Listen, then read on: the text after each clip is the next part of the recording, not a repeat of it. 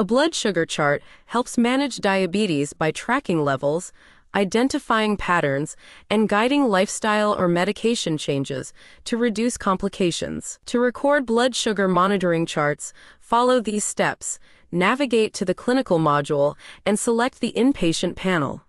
As shown, in the new window that opens, a list of admitted patients will be displayed. Select the patient you wish to attend to. If the list is extensive, you can use the search bar to easily find and select the patient.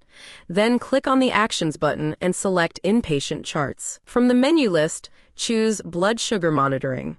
In the next window, fill in the required fields. Input the timestamp for precise tracking of the observation. In the Type of Blood Transfused drop-down menu, select either Random or Fasting, based on the type of blood sugar level being recorded. Next, measure the patient's blood sugar level and document it for accurate tracking over time. Add any remarks related to the reading, such as before meal or post-transfusion, to provide context for the recorded sugar level. Sign off in the Done By section with the initials or name of the attending healthcare provider for accountability. Then click on the plus button to save.